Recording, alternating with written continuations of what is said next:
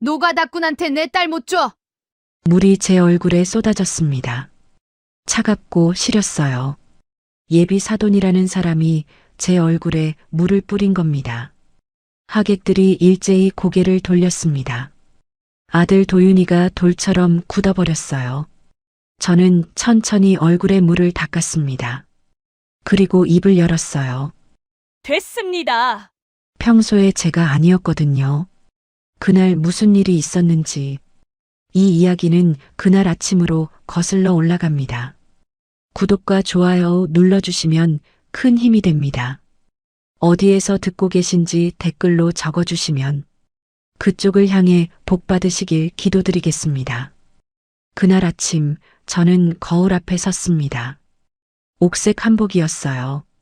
30년 동안 청소하면서 한 푼, 두 푼 모은 돈으로 산 거였습니다. 평생 이런 옷은 안 입어봤거든요. 결혼할 때도 못 입었어요. 시댁에서 보내준 분홍 치마 저고리가 전부였습니다. 거울 속 제 모습이 낯설었어요. 주름이 깊었습니다. 손은 거칠었어요. 30년 동안 걸레를 짜고 변기를 닦고 먼지를 털어낸 손이었거든요. 그 손으로 한복 고름을 매만졌습니다. 오늘은 아들 약혼식이었어요.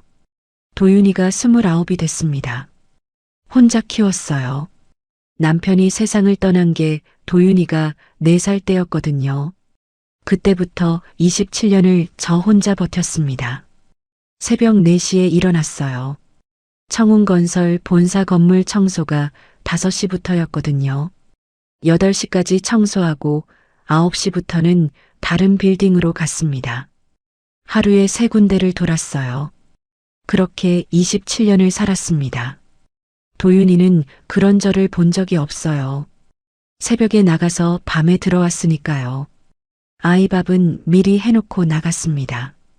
학교 갈 때 깨워줄 수가 없어서 알람 시계를 3개 사줬어요. 그게 제가 해줄 수 있는 전부였습니다. 그런데 도윤이가 대학을 포기했어요. 어머니, 저 현장 나갈게요. 고등학교 졸업하던 날 그러더라고요. 저는 펄쩍 뛰었습니다. 안 돼. 너는 공부해야 해. 어머니 몸이 더 상하기 전에 제가 벌어야죠. 그 말에 할 말이 없었어요. 도윤이 손을 봤습니다. 18살 아이 손이 벌써 거칠어져 있었어요. 방학마다 공사장 아르바이트를 했거든요. 결국 도윤이는 현장으로 갔습니다. 철근 잡는 기술을 배웠어요. 10년이 지나니까 반장이 됐습니다. 월급이 쏠쏠했어요. 저한테 용돈도 주려고 하더라고요. 저는 안 받았습니다. 그 돈 모아서 장가가라고 했어요. 그런데 도윤이가 사람을 데려왔습니다. 서예린. 이름도 예뻤고 얼굴도 예뻤어요. 27살이라고 했습니다. 도윤이보다 2살 어렸어요. 회사에서 일한다고 했습니다. 어머니, 저 이 사람이랑 결혼하고 싶어요. 도윤이가 그러더라고요. 예린이라는 아이가 제 손을 꼭 잡았습니다. 어머니, 잘 부탁드려요. 손이 부드러웠어요. 고생 안 한 손이었습니다. 근데 눈빛은 진심이었어요. 저는 그 아이가 좋았습니다. 문제는 그 다음이었습니다. 예린이 아버지가 청운건설 대표라는 거였어요. 청운건설. 제가 30년 동안 청소한 그 회사였습니다. 약혼식장은 서울 한복판 호텔이었어요. 로비에 들어서는데 다리가 후들거렸습니다. 샹들리에가 눈부셨어요. 바닥이 반들반들했습니다.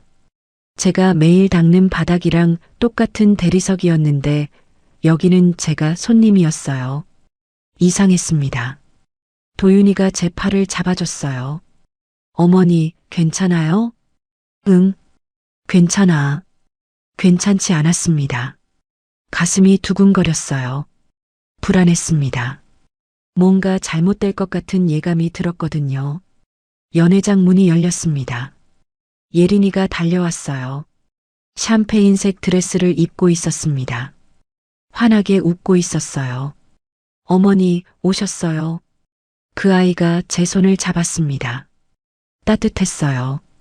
저는 조금 안심이 됐습니다. 그런데 예린이 뒤에서 두 사람이 걸어왔습니다. 남자는 60쯤 돼 보였어요. 비싼 정장을 입고 있었습니다. 머리카락이 희끗희끗했는데 뒤로 깔끔하게 넘겨져 있었어요. 눈이 차가웠습니다. 여자는 50대 후반이었어요. 네이비색 원피스에 다이아몬드 귀걸이를 하고 있었습니다. 진주 목걸이도 했어요. 화장이 빈틈없었습니다. 예린이 아버지와 어머니였어요. 서태호, 박미선, 청운건설 대표 부부. 제가 30년 동안 그 사람들 사무실을 청소했습니다. 쓰레기통을 비우고 책상을 닦고 화장실을 청소했어요. 근데 그 사람들은 저를 쳐다본 적도 없었습니다. 청소하는 아줌마는 눈에 안 들어오는 거였어요. 오늘도 마찬가지였습니다. 박미선이라는 사람이 저를 위아래로 훑어봤어요. 한복을 받고 얼굴을 받고 손을 봤습니다. 그 시선이 차가웠어요. 품평하는 눈빛이었습니다. 앉으시죠. 서태호가 말했습니다. 목소리가 낮았어요. 저희를 앉혔습니다. 테이블에는 와인과 음식이 차려져 있었어요. 저는 손도 못 댔습니다. 분위기가 이상했거든요. 박미선이 계속 저를 쳐다봤어요. 뭔가 묻고 싶은 게 있는 눈빛이었습니다. 근데 안 물었어요. 대신 예린이한테 물었습니다. 예린아, 신랑 집안이 뭐하는 집이래? 예린이 얼굴이 굳어졌어요. 엄마, 그건... 내가 직접 물어볼게. 박미선이 저를 봤습니다. 정확히는 도윤이를 봤어요. 자네. 서태호가 입을 열었습니다. 도윤이를 쳐다보고 있었어요. 직업이 뭔가? 순간 공기가 얼어붙었습니다. 도윤이가 대답했어요. 당당하게. 현장에서 철근 잡고 있습니다. 서태호의 눈썹이 꿈틀했습니다. 철근? 그게 뭔가? 건설 현장에서 철근 조립하는 일입니다. 노가다꾼이라는 건가? 그 말이 귓가에 박혔습니다. 노가다꾼. 제 남편도 그렇게 불렸어요. 서태호 당신 회사 현장에서 일하다가 죽은 제 남편도요.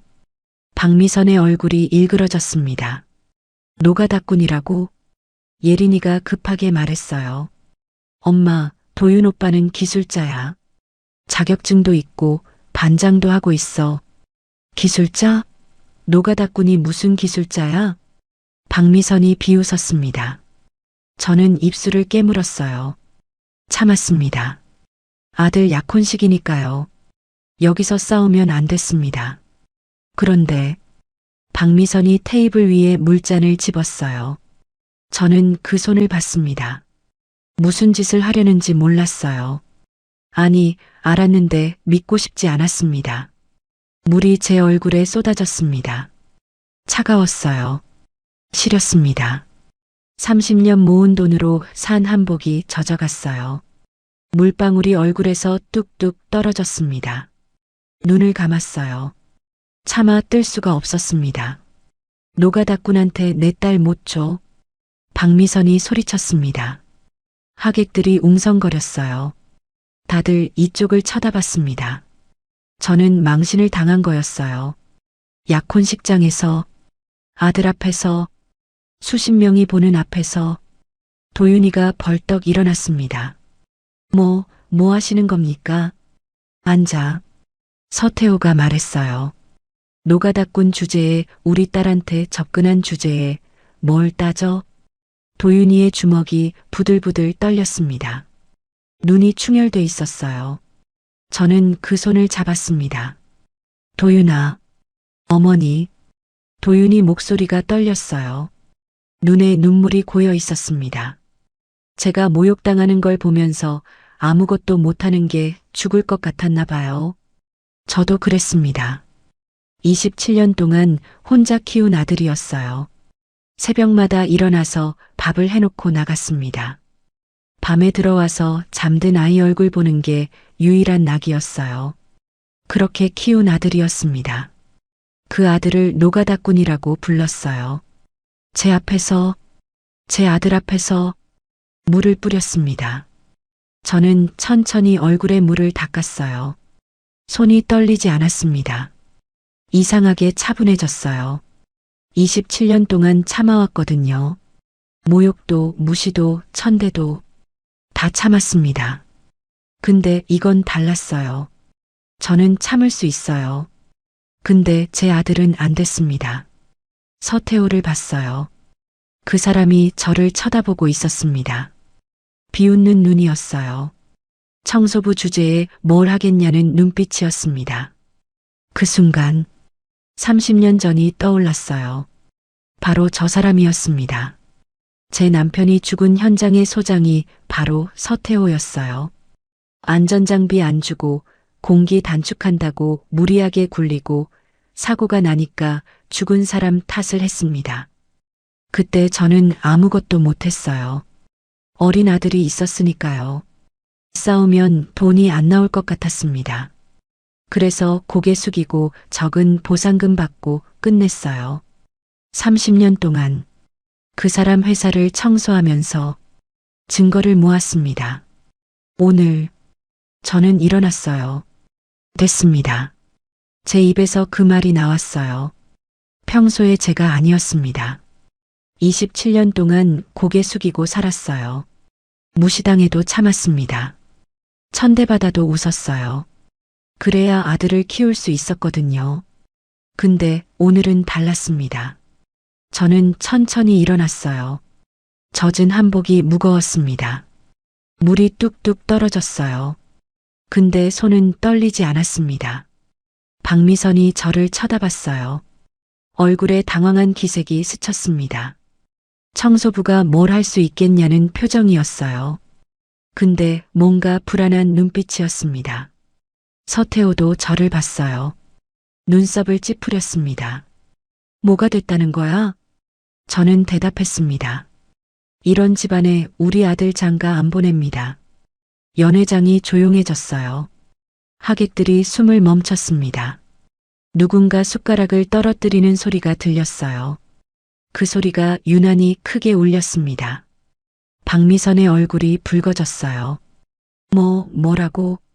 들으셨잖아요. 저는 담담하게 말했습니다.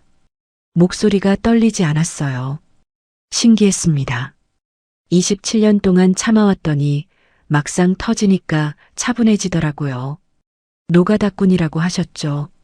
맞아요. 우리 아들 건설 현장에서 일합니다. 철근 잡아요. 손에 굳은 살 박혀 있어요. 새벽부터 밤까지 땀 흘려요. 박미선이 콧웃음을 쳤어요. 그러니까 노가다꾼이라는 거잖아. 그 노가다꾼들이 이 호텔 지었어요. 박미선의 입이 굳어졌습니다. 사장님 앉아 계신 그 청운건설 본사 건물도요. 노가다꾼들이 지은 겁니다. 당신네가 무시하는 그 사람들이. 서태호가 테이블을 쳤어요. 야, 지금 뭔 소리를 하는 거야? 진작했어야 할 소리예요. 저는 서태호를 똑바로 쳐다봤습니다. 30년 전 그 사람 얼굴이 떠올랐어요. 제 남편이 죽은 날 현장에 나타났던 서태호. 그때도 저렇게 소리 질렀습니다. 죽은 사람 탓을 하면서요. 결혼 안 합니다. 취소해요. 예린이가 울었어요. 어머니, 제발이요. 저 진짜 도윤 오빠 사랑해요. 우리 엄마 아빠가 잘못한 거예요. 저는 그 아이 눈물을 봤습니다. 진심이었어요. 저도 알았습니다. 예린이는 좋은 아이라는 거. 근데 그 아이 부모가 문제였어요. 예린아. 저는 그 아이 손을 잡았습니다. 미안해. 근데 이건 안 돼. 예린이가 더 크게 울었어요. 어깨가 들썩였습니다. 저도 마음이 아팠어요. 근데 물러설 수 없었습니다. 도윤이가 제 옆에 섰어요. 어머니. 그 아이 목소리가 떨렸습니다. 눈이 충혈돼 있었어요. 분노와 슬픔이 섞인 표정이었습니다. 도윤아, 가자. 근데 도윤이가 예린이를 봤어요. 예린이도 도윤이를 봤습니다. 둘 다 울고 있었어요. 서로 손을 뻗으려다 멈췄습니다. 가슴이 찢어지는 것 같았어요. 27년 동안 혼자 키운 아들이었습니다. 그 아이가 처음으로 사랑하는 사람을 데려왔어요. 결혼하고 싶다고 했습니다. 행복해 보였어요. 근데 저는 그걸 끊어야 했습니다. 도윤아, 저는 아들 손을 잡았어요. 가자. 여기 있으면 안 돼. 서태호가 소리쳤습니다. 아, 어딜까? 저는 뒤돌아보지 않았어요. 걸었습니다. 연회장 문을 지나고 로비를 지나고 호텔 정문을 나왔어요. 뒤에서 소란스러운 소리가 들렸습니다. 신경 쓰지 않았어요. 택시를 탔습니다. 젖은 한복이 좌석에 닿았어요. 기사님이 힐끗 쳐다봤습니다. 아무 말 안 했어요. 저도 아무 말 안 했습니다. 도윤이가 옆에 앉았어요. 한참 동안 침묵이었습니다. 창밖으로 서울거리가 지나갔어요. 봄이었습니다. 벚꽃이 피어 있었어요. 근데 하나도 안 예뻤습니다. 어머니, 도윤이가 입을 열었어요. 제가 죄송해요. 저는 도윤이를 봤습니다. 그 아이가 고개를 숙이고 있었어요. 주먹을 꽉 쥐고 있었습니다. 손등에 핏줄이 붉어져 있었어요. 제가 노가다꾼이라서. 저는 도윤이 손을 잡았어요. 내 잘못 아니야. 근데 어머니가 물 맞으셨잖아요. 저 때문에. 내 때문 아니야. 저 사람들 때문이지. 도윤이가 고개를 들었어요. 눈에 눈물이 고여 있었습니다. 어머니, 예린이는 착한 애예요. 진짜로. 그 애는 부모랑 달라요. 알아. 그럼 왜? 부모랑 달라도 저 집안이랑 엮이면 내가 평생 고생해. 도윤이가 입을 다물었어요. 뭔가 더 말하고 싶은 눈치였습니다. 근데 말을 못했어요. 저도 더 설명하지 않았습니다. 아직 말할 수 없었거든요. 30년 전 일을. 택시가 아파트 앞에 섰어요. 저는 요금을 내고 내렸습니다. 도윤이도 따라 내렸어요. 어머니, 옷 갈아입으세요. 감기 들어요. 응. 저는 현관문을 열었어요. 좁은 아파트였습니다. 27년 동안 살던 집이었어요. 남편이 죽고 도윤이를 키우고 혼자 버텨온 집. 방에 들어갔습니다. 한복을 벗었어요. 젖은 천이 무거웠습니다. 30년 동안 모은 돈으로 산 옷이었어요. 한 번 입고 이렇게 됐습니다. 근데 후회는 안 했어요. 도윤이가 모욕당하는 것보다는 나았습니다. 저는 서랍 앞에 섰어요. 오래된 서랍장이었습니다. 남편이 결혼할 때 만들어준 거였어요. 손재주가 좋았거든요. 목수였습니다. 청운건설 현장에서 거푸집 만드는 일을 했어요. 서랍을 열었습니다. 두꺼운 파일이 있었어요. 30년 동안 모은 것이었습니다. 청운건설 부정입찰 내역, 하청업체 착취 기록, 임금 체불 명단, 안전장비 미지급 문서, 회의실에서 주운 메모들, 쓰레기통에서 건진 서류들, 몰래 녹음한 테이프들, 그리고 맨 앞에 신문 스크랩이 있었습니다. 30년 전 기사였어요. 청운건설 공사 현장서 근로자 추락사. 제 남편 기사였습니다. 한태수, 29에 죽었어요. 도윤이가 4살 때였습니다. 아침에 출근하고 저녁에 싸늘한 시체로 돌아왔어요. 안전줄 없이 작업하다 떨어진 거였습니다. 그날 현장에 서태호가 나타났어요. 그때 현장 소장이었거든요. 죽은 사람이 부주의했어. 회사 잘못 아니야. 그렇게 말했습니다. 저는 어린 아들 손을 잡고 울었어요. 싸우지 못했습니다. 싸우면 보상금도 못 받을 것 같았거든요.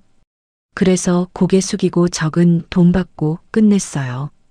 근데 끝낸 게 아니었습니다. 저는 청운건설에 취직했어요.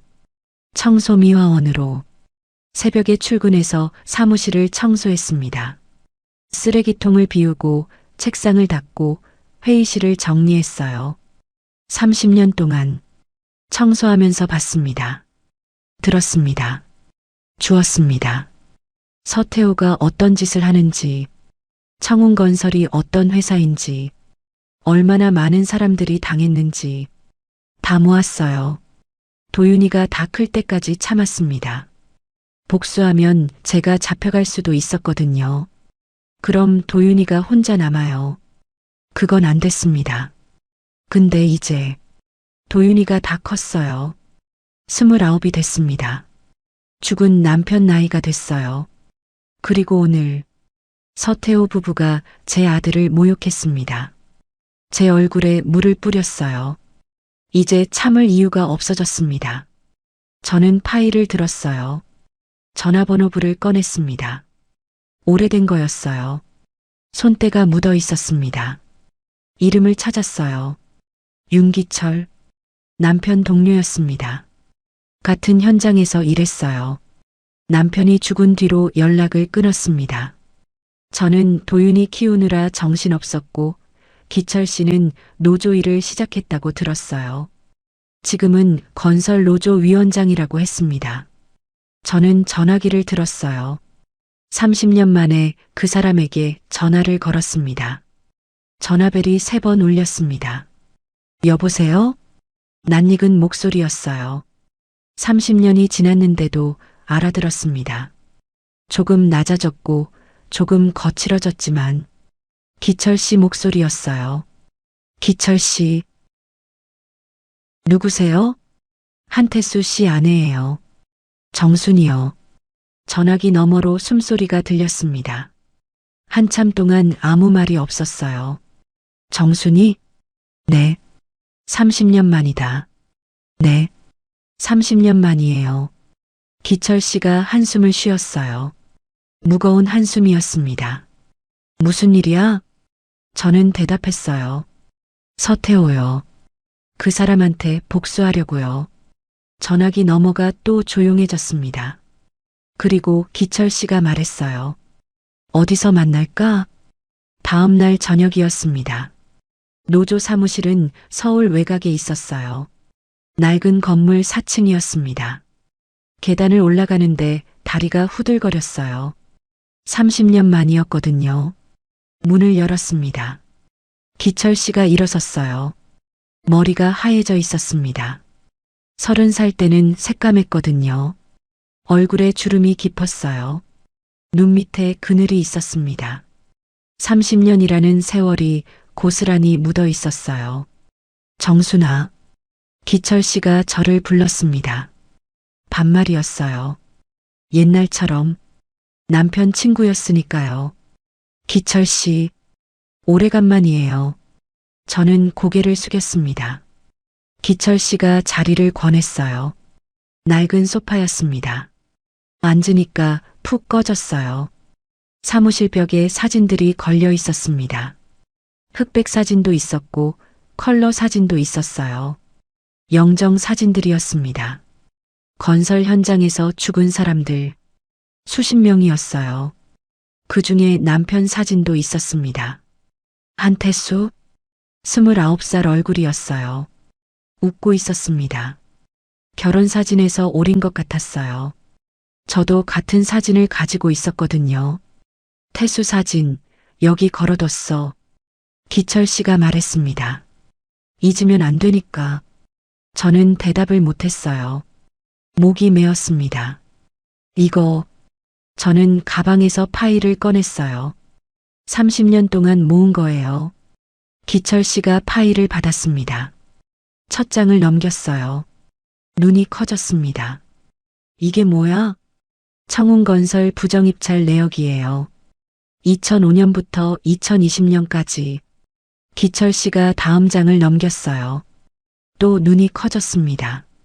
하청업체 착취 기록, 임금 체불 명단. 안전장비 미지급 문서. 이걸 어디서? 제가 청운건설 본사에서 청소했어요. 30년 동안. 기철 씨가 저를 쳐다봤습니다. 믿을 수 없다는 표정이었어요. 청소? 네. 새벽 5시부터 8시까지 사무실 청소하고 쓰레기통 비우고 회의실 정리했어요. 기철 씨가 파일을 내려다봤습니다. 그러면서 이걸 모은 거야? 네. 30년 동안? 네. 기철 씨가 한참 동안 말이 없었어요. 파일을 넘기고 또 넘겼습니다. 녹음 테이프가 나왔어요. 카세트 테이프였습니다. 요즘은 안 쓰는 거예요. 이건 회의실 청소할 때 녹음한 거예요. 서태호가 뇌물 준 얘기, 입찰 담합한 얘기 다 들어있어요. 기철 씨가 테이프를 들여다봤습니다. 손이 떨리고 있었어요. 정순아. 기철 씨가 저를 봤습니다. 눈이 붉어져 있었어요. 왜 진작 안 했어? 저는 대답했습니다. 도윤이 때문에요. 30년 전이었습니다. 남편이 죽은 날, 새벽에 출근한 남편이 저녁에 싸늘한 시체로 돌아왔어요. 15층 높이에서 떨어진 거였습니다. 안전줄이 없었어요. 안전모만 쓰고 일했습니다. 현장 소장이 왔어요. 서태호. 지금보다 젊었습니다. 머리카락이 까맸어요. 근데 눈빛은 똑같았습니다. 차갑고 계산적인 눈. 안타깝게 됐소. 그렇게 말했어요. 위로가 아니었습니다. 형식적인 말이었어요. 근데 이건 본인 부주의요. 안전수칙 안 지킨 거야. 저는 펄쩍 뛰었습니다. 안전줄이 없었잖아요. 회사에서 안 줬잖아요. 뭔 소리야. 다 지급했어. 거짓말이에요. 남편이 맨날 그랬어요. 안전장비 달라고 했는데 안 준다고. 서태호가 저를 쳐다봤어요. 차가운 눈이었습니다. 증거 있어? 증거 없었습니다. 남편이 말로만 했지 뭘 남기지는 않았어요. 저는 아무것도 없었습니다. 증거 없으면 헛소리야. 우리가 봐줘서 보상금이나 주는 거지. 원래대로 하면 한 푼도 못 받아. 서태호가 서류를 내밀었어요. 여기 서명해. 합의서야. 합의금은 3천만 원이었습니다. 남편 목숨이 3천만 원이었어요. 27년 동안 함께 살 사람이었습니다. 도윤이 아버지였어요. 그 사람 목숨이 3천만 원. 저는 울었습니다. 근데 서명했어요. 도윤이가 4살이었거든요. 엄마 치마폭을 잡고 울고 있었습니다. 아빠가 왜 안 오냐고. 아빠 보고 싶다고. 싸우면 돈을 못 받을 것 같았어요. 그럼 도윤이를 키울 수가 없었습니다. 그래서 고개 숙였어요. 그날 밤 저는 결심했습니다. 지금은 못 싸워. 근데 언젠가 싸울 거야. 도윤이가 다 크면 그때 싸울 거야. 그래서 청운건설에 취직했어요. 청소미화원으로. 새벽마다 그 사람들 사무실을 청소했습니다. 쓰레기통을 뒤졌어요. 버린 서류를 주웠습니다. 회의실 청소할 때 녹음기를 숨겨놨어요. 퇴근하면서 가져왔습니다. 30년 동안 한 장 한 장, 한 줄 한 줄 모았습니다. 정순아. 기철 씨가 말했습니다. 목소리가 떨렸어요. 나도 서태호한테 원한이 있어. 저는 기철 씨를 봤습니다. 기억나? 박종호. 기억났어요. 남편 동료였습니다. 기철 씨랑 제일 친했어요. 종호가 태수 다음 해에 죽었어. 똑같은 현장에서 똑같이 떨어져서. 기철 씨 눈에서 눈물이 흘렀습니다. 그때도 서태호가 현장 소장이었어. 그때도 안전장비 없었어. 그때도 보상금 쥐꼬리만큼 주고 입 막았어. 기철 씨가 주먹을 쥐었어요. 나는 그때부터 노조 일을 시작했어. 저런 일 막으려고. 근데 서태호 그 인간은 계속 승승장구하더라. 현장 소장에서 이사되고 이사에서 대표됐어. 사람 죽여놓고 기철 씨가 저를 봤습니다. 근데 증거가 없었어. 싸우고 싶어도 증거가 없었어. 기철 씨가 파일을 들었어요. 근데 내가 30년 동안 모아놨구나. 저는 고개를 끄덕였습니다. 이제 싸울 수 있어요. 기철 씨가 일어났습니다. 저도 일어났어요. 정순아. 기철 씨가 제 손을 잡았습니다. 거친 손이었어요. 30년 동안 노동자들 편에서 싸워온 손. 함께 싸우자. 저는 그 손을 꽉 잡았습니다. 네. 함께 싸워요. 기철 씨가 고개를 끄덕였어요. 근데 이것만으로는 부족해. 최근 증거가 더 필요해. 최근 증거요? 서태호가 지금도 비리를 저지르고 있다는 증거. 그래야 검찰이 움직여. 저는 생각했습니다. 최근 증거. 어디서 구하지? 기철 씨가 말했어요. 내가 아는 사람이 있어. 청운건설 직원인데 내부 고발하고 싶어 하는 사람이야. 누군데요? 김영수라고. 경영지원팀에서 일해. 서태호 밑에서 온갖 더러운 일 다 했대. 이제 양심에 찔려서 못 살겠다더라. 경영지원팀. 그 말에 뭔가 걸렸습니다. 예린이가 경영지원팀에서 일한다고 했거든요. 그 사람 연락처 있어요? 있어. 내일 만나자고 할게. 기철 씨가 전화기를 들었습니다. 복수가 시작되고 있었습니다. 다음 날 저녁이었습니다. 노조 사무실에 세 사람이 모였어요. 저, 기철 씨, 그리고 김영수라는 사람. 김영수 과장은 40 중반쯤 돼 보였어요. 양복을 입고 있었는데 구겨져 있었습니다. 눈 밑에 다크서클이 짙었어요. 잠을 못 잔 사람 같았습니다.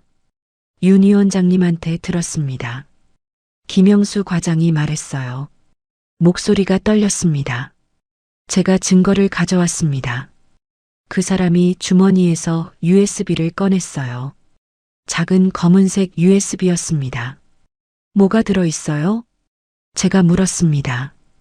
2020년부터 2024년까지 청운건설 재개발 비리 내역이요. 뇌물 준 공무원 명단, 입찰 담합 기록, 탈세 증거. 다 있습니다. 기철 씨가 눈을 크게 떴어요. 그걸 어떻게 가지고 나왔어? 경영지원팀에서 일하니까요. 서태호 대표 지시로 제가 다 처리했습니다.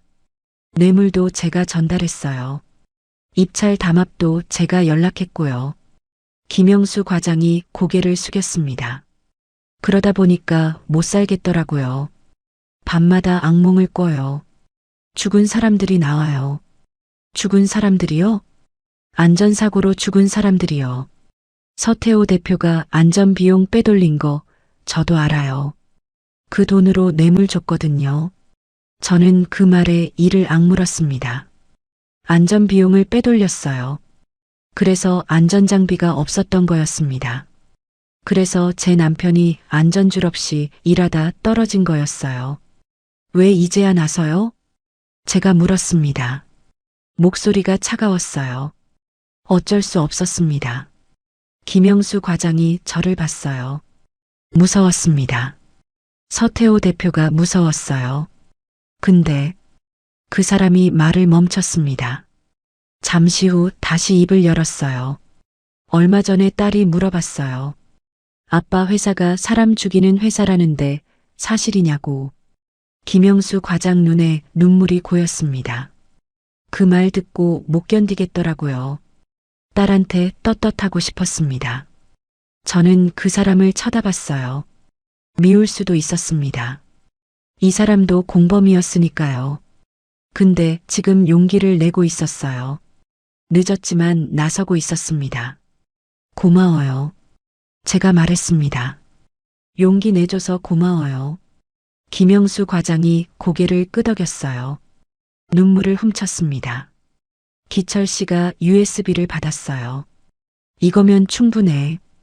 근데 한 가지 더 필요해. 뭔데요? 기자야. 이걸 터뜨릴 기자. 이틀 후였습니다.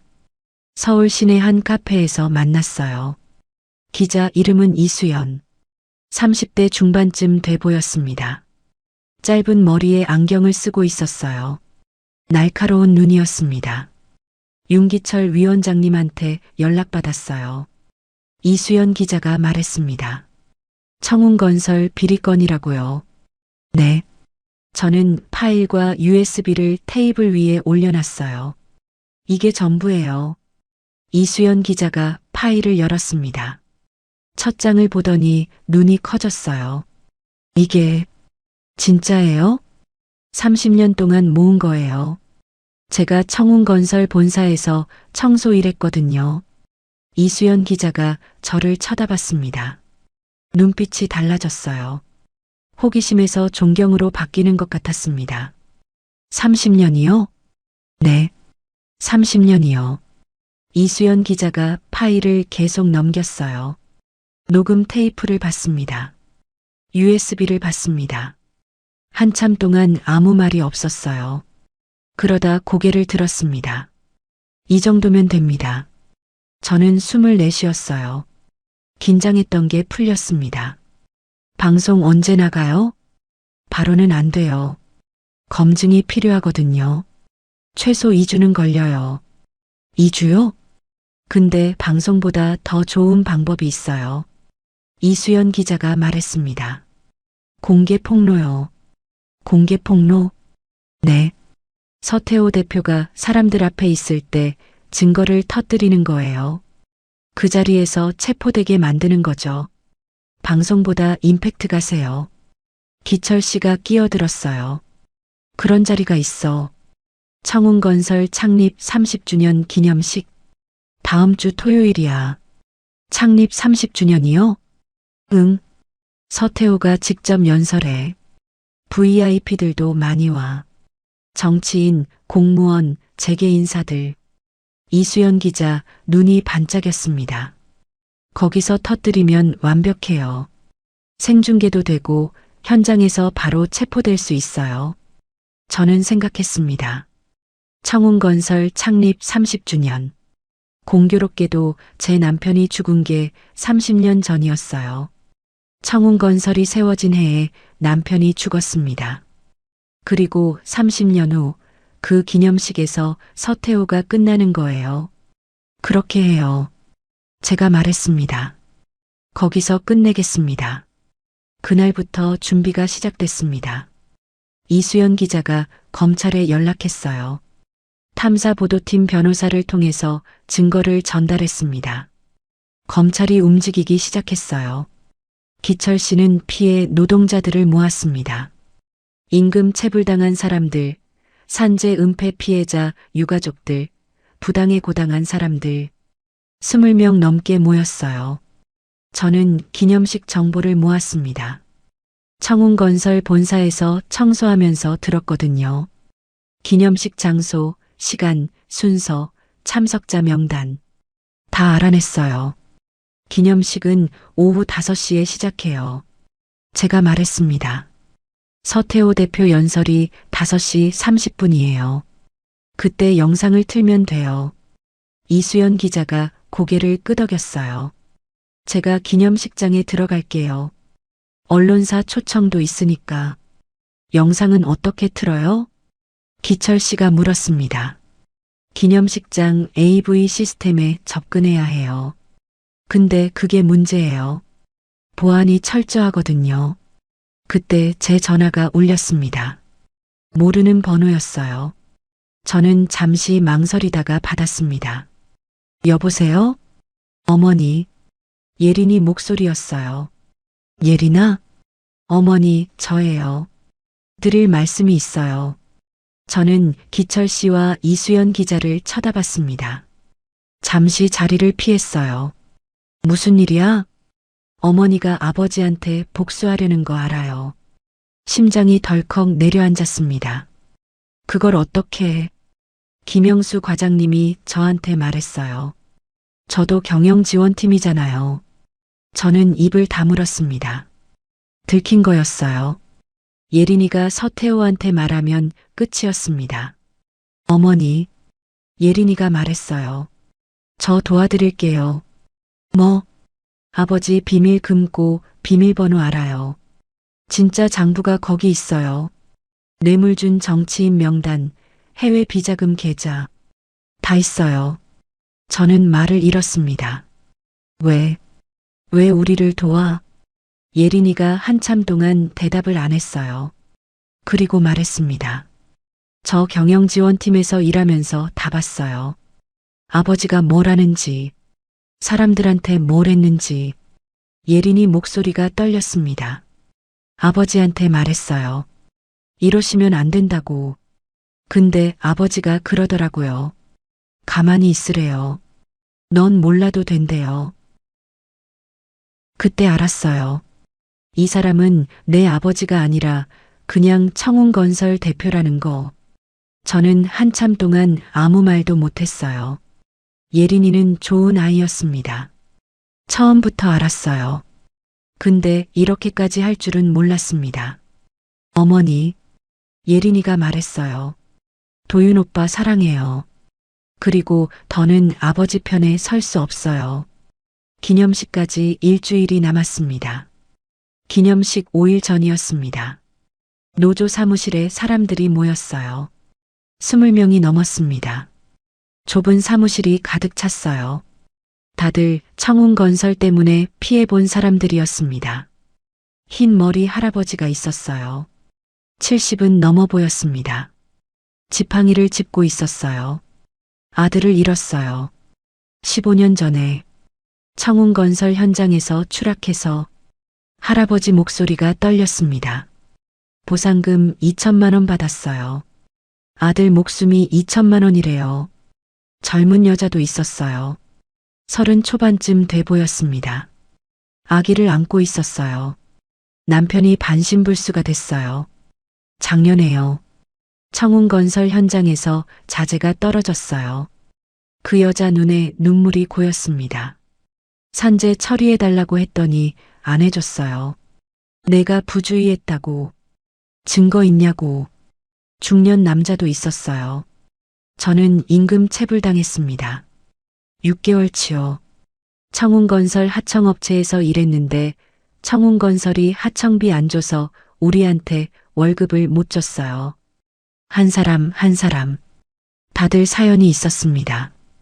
다들 청운건설 때문에 삶이 망가진 사람들이었어요.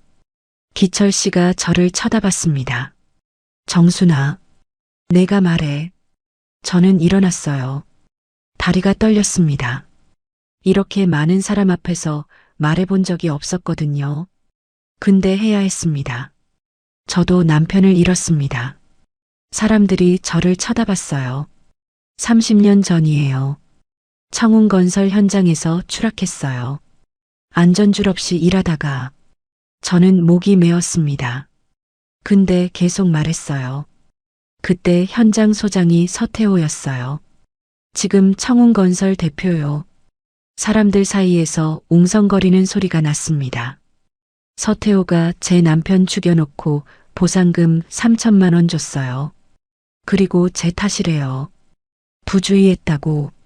저는 주먹을 쥐었습니다. 저는 30년 동안 참았어요. 아들 키우느라. 근데 이제 안 참으려고요. 사람들이 조용해졌어요. 다들 저를 쳐다보고 있었습니다. 저한테 증거가 있어요. 30년 동안 모은 증거요. 서태호가 뭘 했는지, 청운건설이 뭘 했는지 다 모았어요. 흰 머리 할아버지가 물었습니다. 그래서 어쩌려고? 세상에 알리려고요. 우리가 당한 것, 서태호가 한 것, 다 알리려고요. 저는 사람들을 둘러봤습니다. 혼자는 못해요. 같이 해주세요. 한참 동안 아무도 말이 없었어요. 그러다 흰 머리 할아버지가 일어났습니다. 나도 할게요. 젊은 여자도 일어났어요. 저도요. 중년 남자도 일어났습니다. 저도 합니다. 한 명, 한 명. 다들 일어났어요. 20명이 넘는 사람들이 전부 일어났습니다. 기철 씨가 말했어요. 우리가 함께 싸웁시다. 사람들이 고개를 끄덕였습니다. 누군가 울고 있었어요. 저도 눈물이 났습니다. 30년 동안 혼자였어요. 근데 이제 혼자가 아니었습니다. 그때 문이 열렸습니다. 사람들이 일제히 돌아봤어요. 저도 돌아봤습니다. 예린이었어요. 샴페인색 코트를 입고 있었습니다. 손에 서류 봉투를 들고 있었어요. 얼굴이 창백했습니다. 사람들이 긴장했어요. 기철 씨가 저를 쳐다봤습니다. 누구야? 서태호 딸이에요. 사람들 사이에서 술렁거리는 소리가 났습니다. 적대적인 눈빛들이 예린이를 향했어요. 어머니, 예린이가 저를 불렀습니다. 목소리가 떨렸어요. 전화로 말씀드렸잖아요.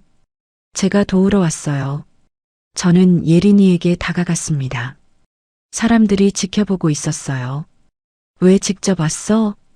비밀번호만 알려드리면 안 될 것 같아서요. 제가 같이 가야 해요. 같이 가? 금고가 아버지 집무실에 있어요. 보안이 철저해요. 저 아니면 못 들어가요. 저는 예린이를 쳐다봤습니다. 이 아이를 믿어도 되는 걸까? 서태호 딸이었어요. 속일 수도 있었습니다. 어머니, 예린이가 말했어요. 저 믿어주세요. 아버지한테 돌아가고 싶지 않아요. 왜? 아버지가 한 일 알면서 모른 척 할 수 없어요. 경영지원팀에서 일하면서 다 봤거든요. 비리 서류도, 뇌물 전달도, 산재 은폐도. 예린이 눈에 눈물이 고였습니다. 아버지한테 말했어요. 이러시면 안 된다고. 근데 아버지가 저한테 뭐라고 했는지 알아요? 가만히 있으래요. 넌 몰라도 된대요. 시집이나 가래요. 예린이 목소리가 떨렸어요. 그 말 듣고 알았어요. 아버지한테 저는 딸이 아니라 그냥 청운건설 후계자 도구라는 거. 저는 예린이를 봤습니다. 약혼식 때 봤던 그 아이였어요. 도윤이 손을 잡고 웃던 그 아이. 저한테 어머니하고 부르던 그 아이. 도윤이는 알아? 아니요. 아직 말 못했어요. 왜? 오빠가 걱정할까봐요. 저 때문에 싸우다 다칠까봐. 저는 한숨을 쉬었습니다. 이 아이는 좋은 아이였어요. 처음부터 알았습니다. 부모가 문제였지, 이 아이가 문제가 아니었어요. 예린아. 네. 같이 가자. 예린이 얼굴이 밝아졌어요. 눈물을 훔쳤습니다. 감사합니다, 어머니. 예린이가 서류 봉투를 열었어요. 종이 한 장을 꺼냈습니다. 숫자가 적혀 있었어요. 비밀번호예요. 금고 비밀번호랑 집무실 보안 코드. 저는 그 종이를 받았습니다. 금고 안에 뭐가 있어? 진짜 장부요. 뇌물 준 정치인 명단, 해외 비자금 계좌, 탈세네요. 아버지가 절대 안 들키게 숨겨둔 거예요. 기철 씨가 다가왔어요. 이거면 완벽해. 검찰이 바로 움직일 거야. 이수연 기자도 고개를 끄덕였습니다. 기념식 전날 밤에 금고를 열어요. 장부 확보하고 다음날 기념식에서 터뜨리면 돼요. 저는 예린이를 쳐다봤습니다. 위험할 수 있어. 아버지한테 들키면 너도 위험해. 알아요. 예린이가 대답했어요. 목소리가 단단했습니다. 근데 이게 맞는 일이에요. 아버지가 한 일은 잘못이에요. 저도 그 잘못에 눈 감고 있었어요. 이제는 바로잡고 싶어요. 저는 예린이 손을 잡았습니다. 거친 손이 아니었어요. 부드러운 손이었습니다. 고생 안 한 손이었어요. 근데 지금 이 아이는 자기 아버지를 배신하려 하고 있었습니다. 힘들 거야. 제가 말했어요. 내 아버지잖아. 아무리 나쁜 짓을 했어도. 예린이가 고개를 저었습니다. 아버지는 사람들 죽여놓고 아무렇지 않았어요. 돈 벌면서 웃고 있었어요. 그런 사람은 제 아버지가 아니에요. 저는 예린이를 봤습니다. 이 아이도 상처받은 거였어요. 아버지한테, 믿었던 사람한테 배신당한 거였습니다. 저랑 같았어요. 예린아, 네, 내 아버지 잘못이 내 잘못은 아니야. 예린이 눈에서 눈물이 흘렀습니다. 어머니, 넌 좋은 아이야. 처음 봤을 때부터 알았어. 예린이가 제 손을 꽉 잡았어요. 울고 있었습니다. 저도 눈물이 났습니다. 사람들이 지켜보고 있었어요. 아무도 말이 없었습니다. 기철 씨가 말했어요. 기념식 전날 밤, 우리가 같이 가자. 저는 고개를 끄덕였습니다. 네, 같이 가요. 기념식 전날 밤이 왔습니다. 기념식 전날 밤 11시였습니다. 청운건설 본사 앞에 섰어요. 30년 동안 청소했던 건물이었습니다. 근데 이렇게 밤에 온 건 처음이었어요. 예린이가 옆에 있었습니다. 어머니, 따라오세요. 예린이가 앞장섰어요. 직원 출입구로 갔습니다. 카드를 찍었어요. 불이 초록색으로 바뀌었습니다. 경비실 CCTV는 제가 미리 손 봐놨어요. 30분 동안 녹화가 안 돼요. 저는 예린이를 쳐다봤습니다. 이 아이가 이렇게까지 준비한 거였어요. 건물 안으로 들어갔습니다. 어두웠어요. 비상등만 켜져 있었습니다. 30년 동안 청소했던 복도였어요. 낮에는 사람들로 북적거렸는데 밤에는 텅 비어 있었습니다. 엘리베이터를 탔어요. 15층을 눌렀습니다. 아버지 집무실이 15층이에요. 예린이가 말했어요. 목소리가 떨리고 있었습니다. 무서워? 제가 물었습니다. 네, 무서워요. 돌아가도 돼. 아니요. 예린이가 고개를 저었어요. 여기까지 왔는데 돌아갈 수 없어요. 엘리베이터 문이 열렸습니다. 15층이었어요. 임원실층이었습니다. 저는 여기 청소 안 했어요. 여긴 따로 청소업체가 있었거든요. 처음 와보는 곳이었습니다. 예린이가 복도를 걸었어요. 맨 끝에 큰 문이 있었습니다. 여기에요. 예린이가 보안 패널에 숫자를 눌렀어요. 삐소리가 나더니 문이 열렸습니다. 서태호 집무실이었어요. 넓었습니다. 제가 사는 아파트보다 넓었어요. 창밖으로 서울 야경이 보였습니다. 반짝반짝 빛났어요. 금고는 저기에요. 예린이가 벽을 가리켰습니다. 큰 그림이 걸려 있었어요. 예린이가 그림을 옆으로 밀었습니다. 뒤에 금고가 있었어요. 비밀번호 알려드릴게요. 예린이가 숫자를 불렀습니다. 저는 그대로 눌렀어요. 철컥. 금고 문이 열렸습니다. 안에 서류들이 있었어요. 두꺼운 장부가 보였습니다. 검은색 가죽 표지였어요. 꺼냈습니다. 첫 장을 펼쳤어요. 뇌물 수수자 명단이었습니다. 정치인 이름들이 줄줄이 적혀 있었어요. 금액도 적혀 있었습니다. 5천만 원, 1억, 3억. 숫자가 엄청났어요. 다음 장을 넘겼습니다. 해외 비자금 계좌였어요. 싱가포르, 홍콩, 스위스. 계좌번호랑 금액이 적혀 있었습니다. 수백억 원이었어요.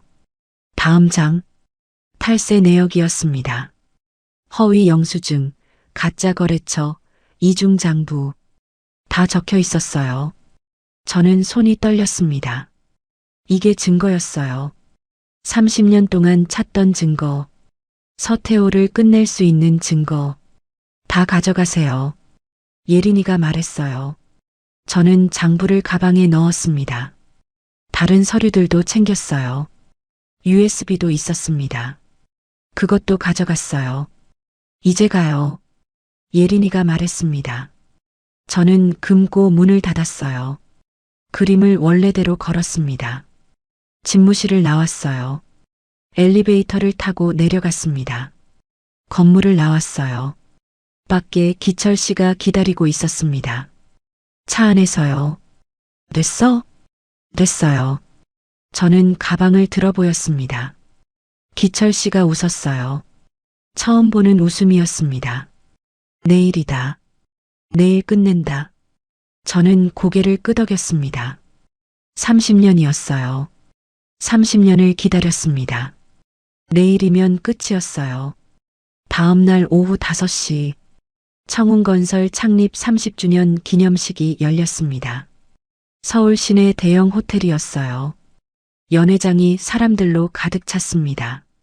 정치인, 공무원, 재계 인사들, VIP가 수백 명이었어요. 저는 뒤쪽에 서 있었습니다. 청소복을 입고 있었어요. 호텔 청소 직원인 척했습니다. 아무도 저를 신경 쓰지 않았어요. 청소부는 투명 인간이니까요. 무대 위에 서태호가 올라갔습니다. 청운건설 30년. 서태호가 말했어요. 마이크를 잡고 있었습니다. 정직과 신뢰로 여기까지 왔습니다. 웃기는 소리였어요. 정직? 신뢰? 사람 죽여놓고 덮은 게 정직이에요? 돈으로 입 막은 게 신뢰예요? 저는 이를 악물었습니다. 앞으로 30년도 청운건설은 그때였습니다. 무대 뒤 대형 스크린이 바뀌었어요. 서태호 얼굴이 나왔습니다. 녹음 파일 영상이었어요. 자막이 흘러갔습니다. 그 돈 국회의원한테 전달해. 얼마였지? 3억? 현금으로. 서태호 목소리였어요. 연회장이 웅성거리기 시작했습니다. 스크린이 바뀌었어요. 장부 사진이 나왔습니다. 뇌물 명단이었어요. 정치인 이름들이 또렷이 보였습니다. 또 바뀌었어요. 해외 비자금 계좌. 탈세네요. 산재 은폐 문서. 이게 뭐야? 서태호가 소리쳤습니다. 당장 꺼. 이거 당장 꺼. 근데 안 꺼졌어요. 이수연 기자가 AV 시스템을 장악하고 있었거든요. 연회장이 아수라장이 됐습니다. 기자들이 카메라를 들었어요. 플래시가 터졌습니다. VIP들이 자리를 피하기 시작했어요. 누군가 비명을 질렀습니다. 박미선이 무대 쪽으로 달려갔어요. 여보, 여보. 서태호 얼굴이 하얘졌습니다. 손이 떨리고 있었어요. 마이크를 떨어뜨렸습니다. 그때 연회장 문이 열렸어요. 검찰 조사관들이 들어왔습니다. 양복을 입은 사람들이었어요. 앞에 선 사람이 말했습니다. 청운건설 대표 서태호 씨. 서태호가 돌아봤어요. 얼굴이 일그러져 있었습니다. 뇌물공여, 탈세, 산재 은폐 혐의로 동행 요청합니다. 서태호가 뒷걸음질 쳤어요. 이게 무슨... 저항하시면 체포영장 집행합니다. 조사관들이 서태호에게 다가갔어요. 수갑을 채웠습니다. 박미선이 비명을 질렀습니다. 안 돼. 안 돼요. 박미선도 잡혀갔어요. 공범이었거든요. 저는 그 광경을 지켜봤습니다. 30년이었어요. 30년 전에 제 남편을 죽인 사람이었습니다. 30년 동안 비리를 저지른 사람이었어요. 30년 동안 수많은 사람들을 짓밟은 사람이었습니다. 그 사람이 수갑을 차고 끌려가고 있었어요. 서태호가 저를 봤습니다. 연회장 뒤쪽에 서 있는 저를요. 청소복을 입은 저를요. 저도 서태호를 봤어요. 눈이 마주쳤습니다. 저는 고개를 끄덕였어요. 끝났어요. 당신, 끝났습니다. 30년 만에 해가 떴습니다. 다음 날 아침이었습니다. 텔레비전을 켰어요. 모든 채널이 같은 뉴스를 내보내고 있었습니다. 청운건설 서태호 대표 뇌물공여 및 탈세 혐의로 긴급 체포. 서태호 얼굴이 화면에 나왔어요. 수갑을 차고 있었습니다. 얼굴을 가리려고 했는데 못 가렸어요. 기자들이 너무 많았거든요.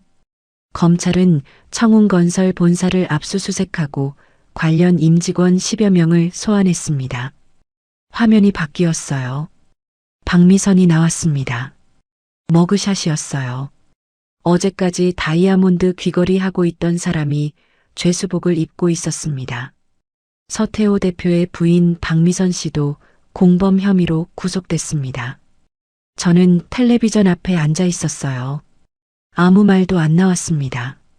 30년이었어요. 30년 동안 기다렸습니다. 30년 동안 참았어요. 30년 동안 준비했습니다.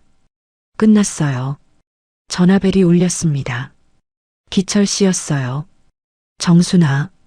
봤어? 봤어요. 우리가 이겼어.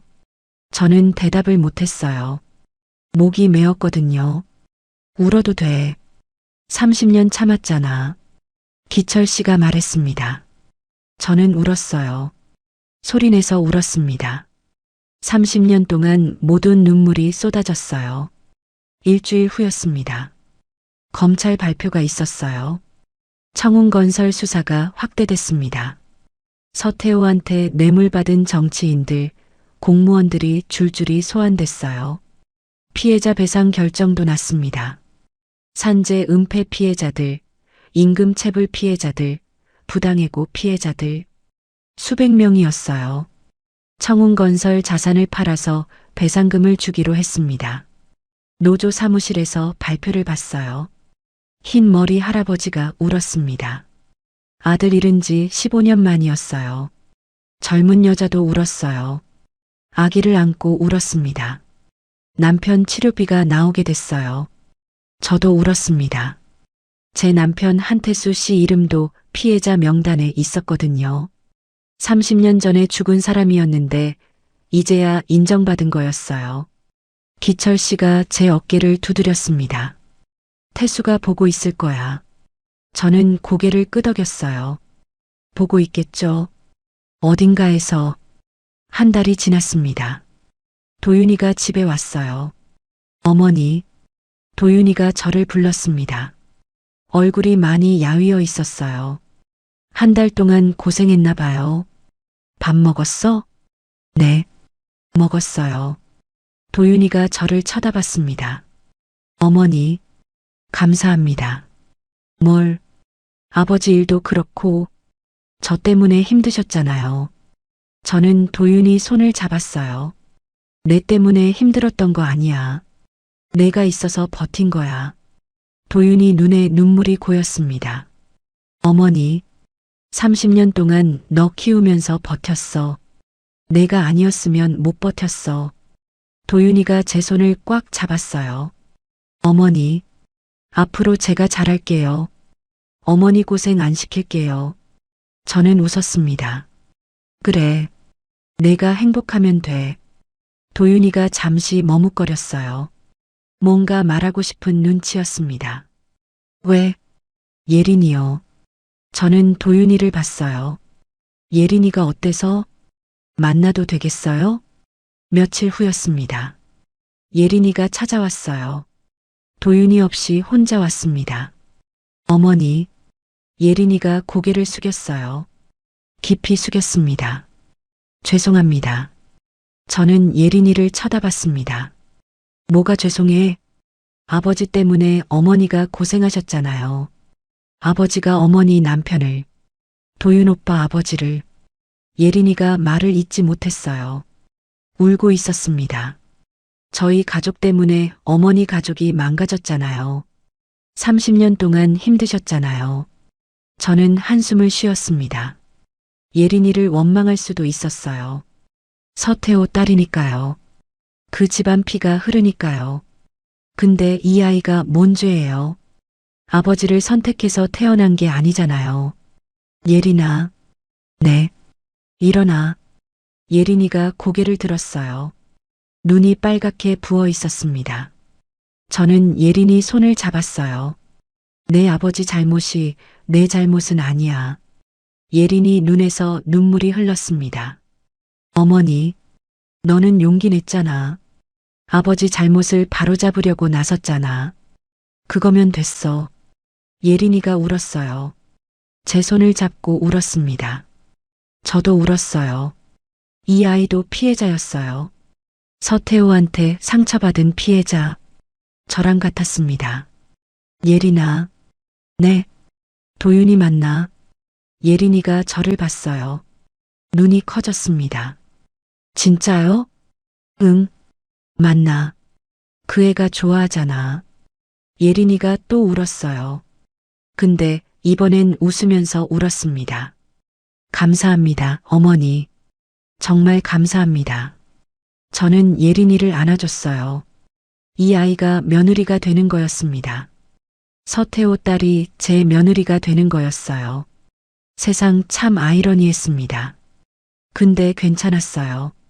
예린이는 좋은 아이니까요. 2년이 지났습니다. 봄이었어요. 벚꽃이 피어 있었습니다. 저는 도시락을 들고 걷고 있었어요. 서울 외곽의 작은 건물이었습니다. 간판이 보였어요. 한도윤 인테리어. 도윤이가 차린 회사였어요. 작은 인테리어 회사였습니다. 직원이 5명이었어요. 크지 않았습니다. 근데 일이 많다고 했어요. 문을 열고 들어갔어요. 어머니, 예린이가 달려왔습니다. 배가 불러 있었어요. 임신 7개월이었습니다. 뛰지 마. 넘어지면 어떡해. 괜찮아요. 어머니 오셨으니까 기뻐서요. 예린이가 제 손을 잡았어요. 도윤이가 뒤에서 나왔습니다. 어머니, 또 오셨어요? 도시락 가져왔어. 밖에서 사 먹지 말고. 어머니, 매일 오시면 힘드시잖아요.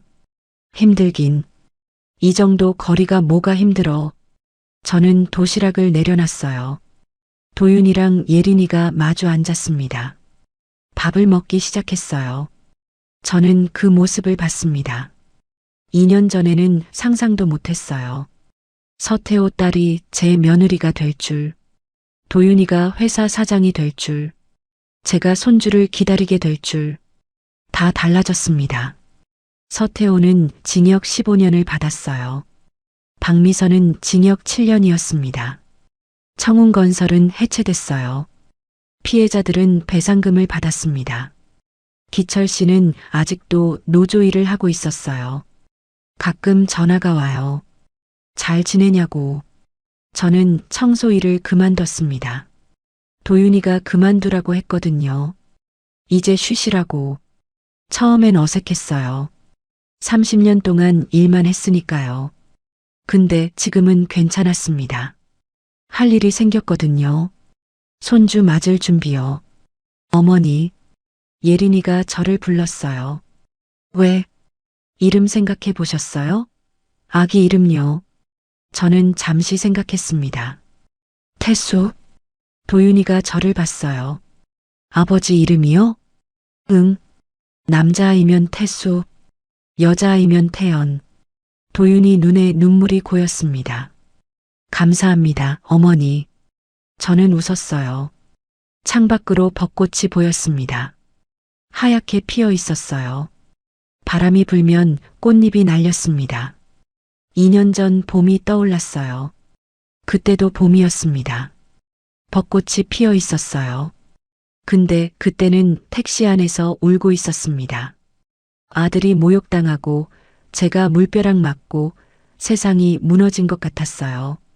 지금은 달랐습니다. 같은 봄이었어요. 하나는 차가웠고 하나는 따뜻했습니다.